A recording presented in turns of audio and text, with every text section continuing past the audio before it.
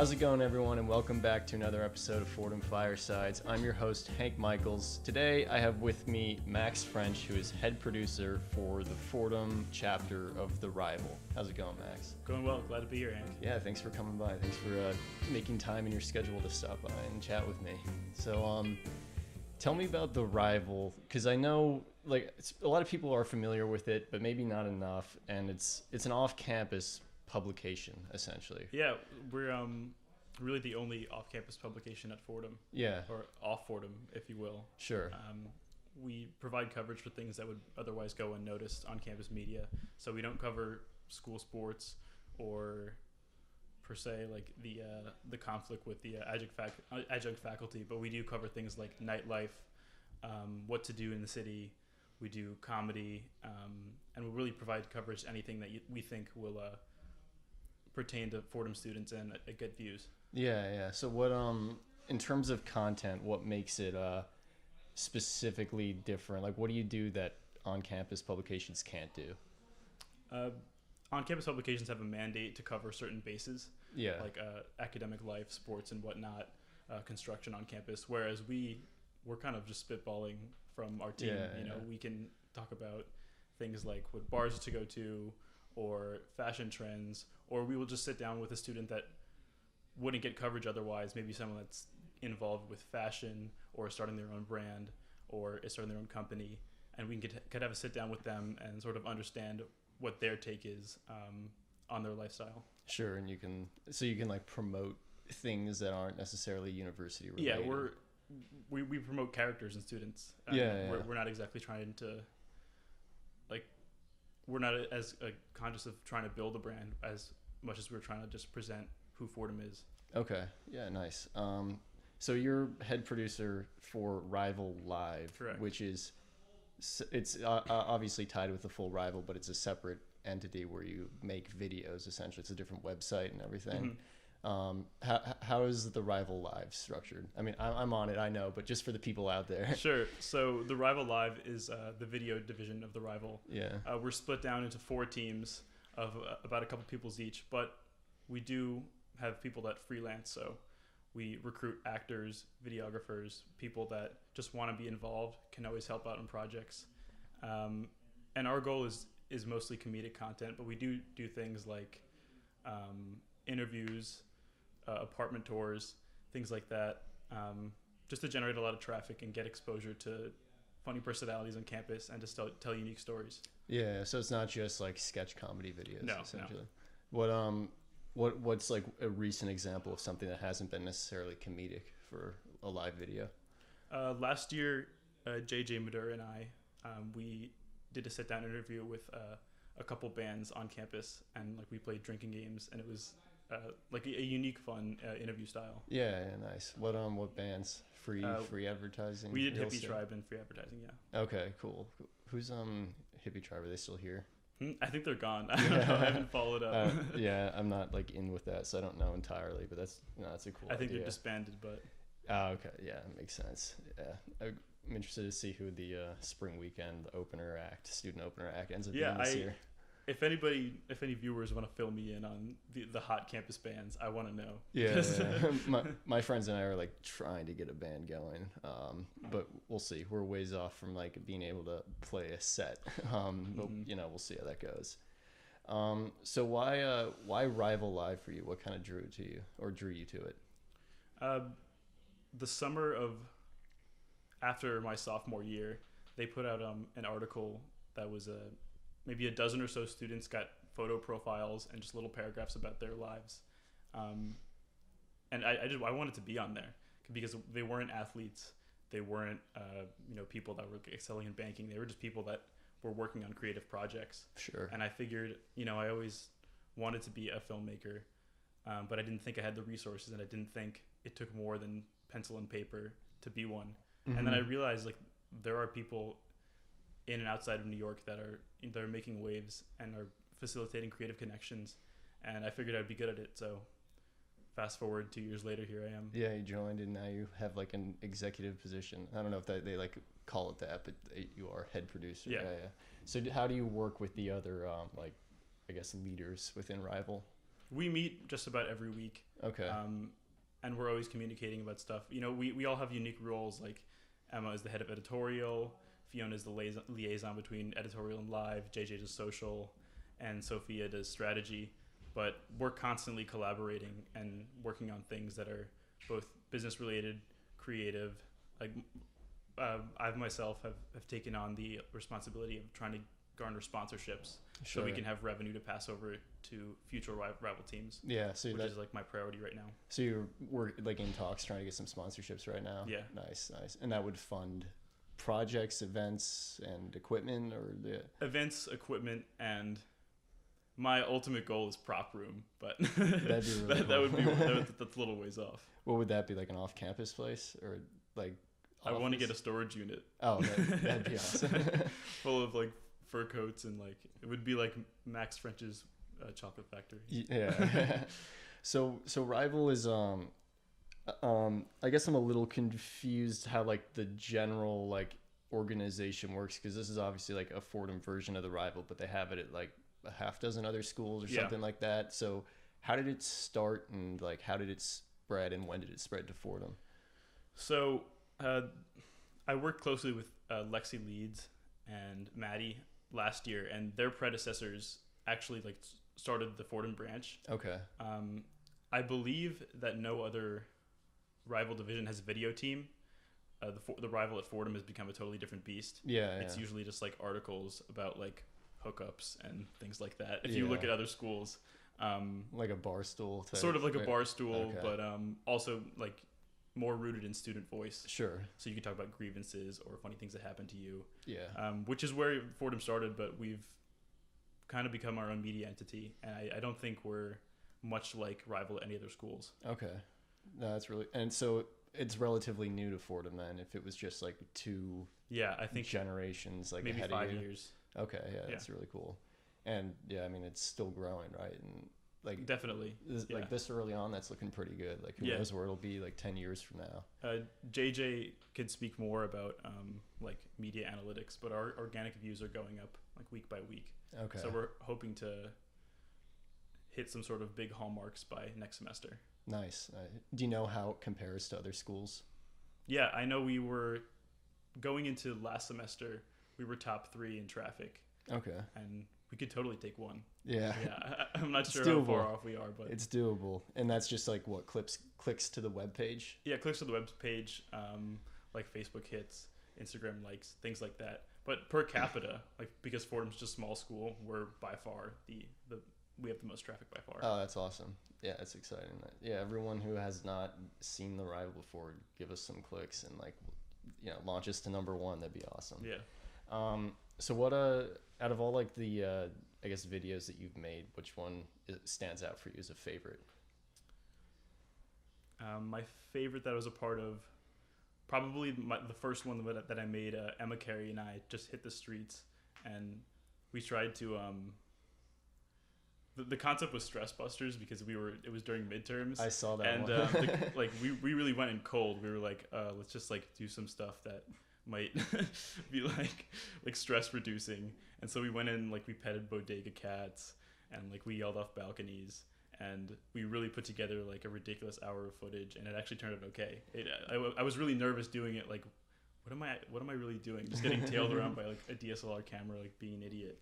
But it turned out okay, and it kind of made me shed my inhibitions about being on camera. Yeah. That's one where you're wearing like the small glasses, the sunglasses. Yeah, right? I was on that wave last year. Yeah. So unironically, you're just wearing them. That was really my outfit. Nice. It's an iconic look, I guess. Like, you can't go wrong with it. So I guess Rival and like the success is kind of a result of like the new media craze, essentially, and just kind of where things are going, like not just on campuses but worldwide with like I guess like social media trends. And I don't know what like the best way to put this and stuff, but how do you feel about like the way media is going today? Like a lot of people criticize it for being like very brief and like bite sized, but do you like it? Honestly, it worries me a lot. Okay. Like instead of like being comfortable alone, sometimes I just need this like kinetic burst of like Sure. sports highlights or music. Yeah. Or we always listening to a podcast. I'm definitely addicted to it. Yeah. I think being constantly entertained is something that worries me, but then again, I think as someone who wants to like curate and create media, it's getting better. Yeah.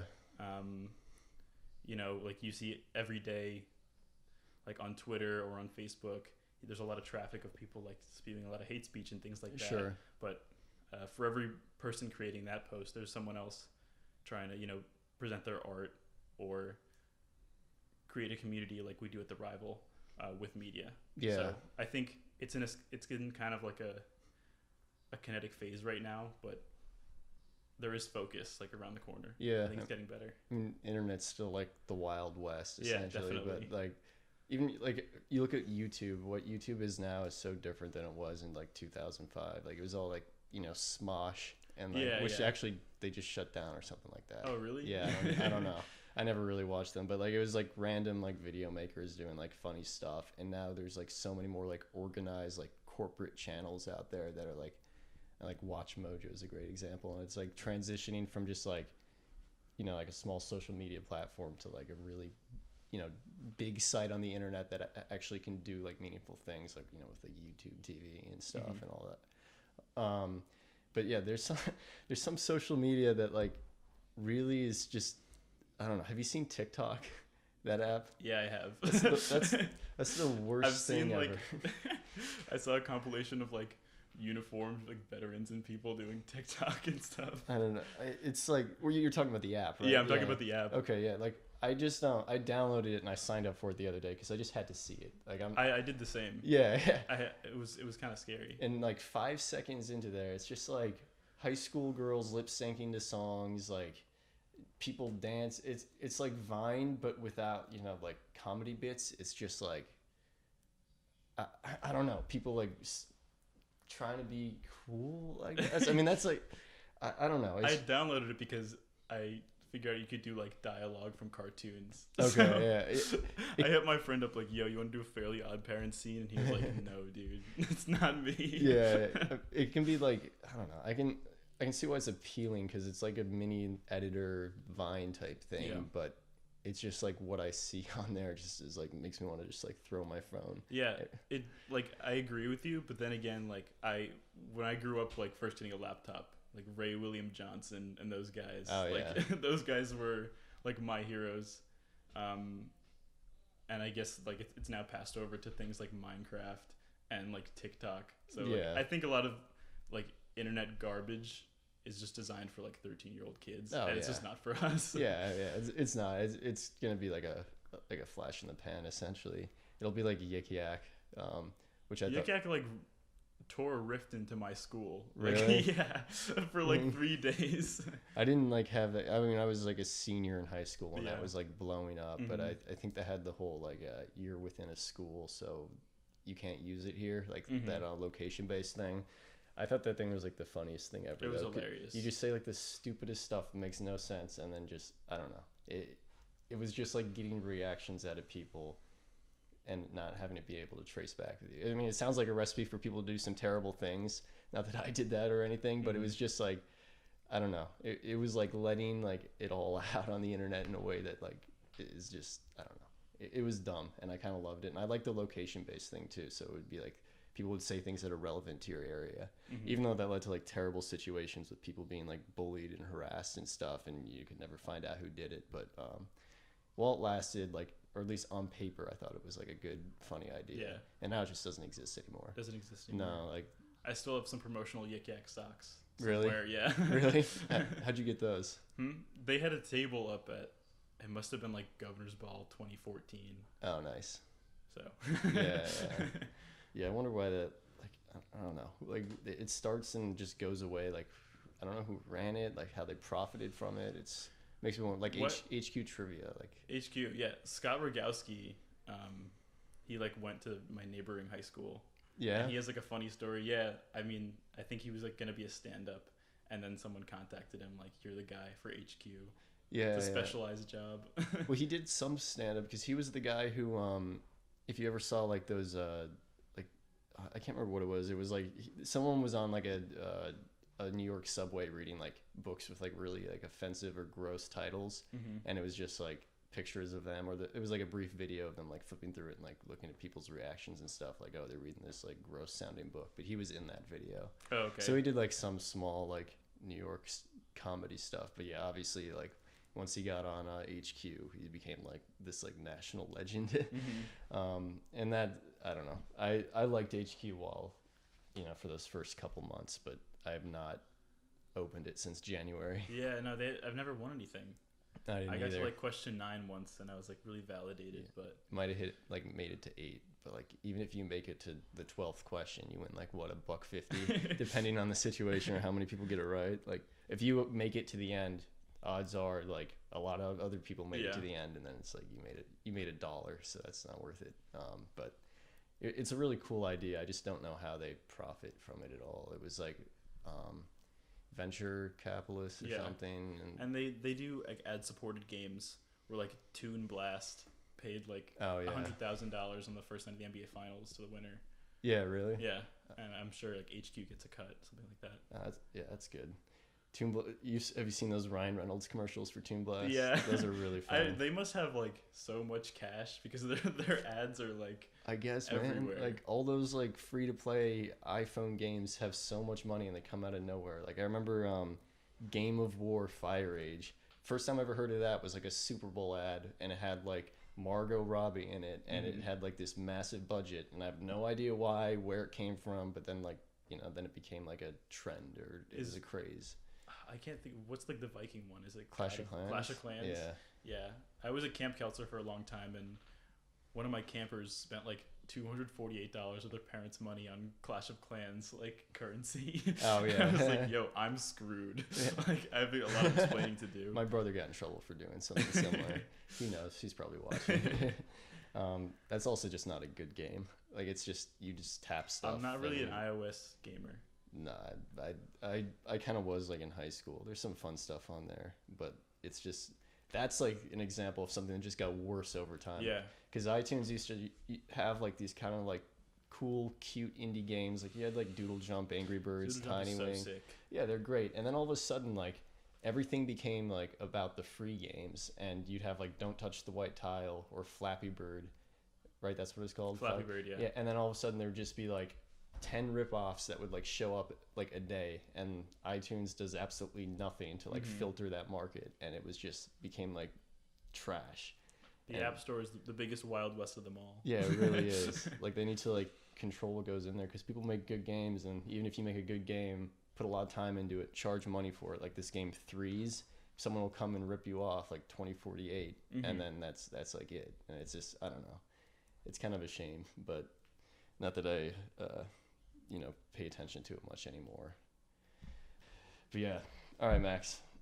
Thanks so much for coming on. Of course. Thanks for talking Rival. It was a good time. Yeah, thanks for giving me some time of your day to have this conversation. Yeah, thank you. Yeah. All right, guys. Thank you for watching. Subscribe. You know the drill. Been over it. And I'll see you next time.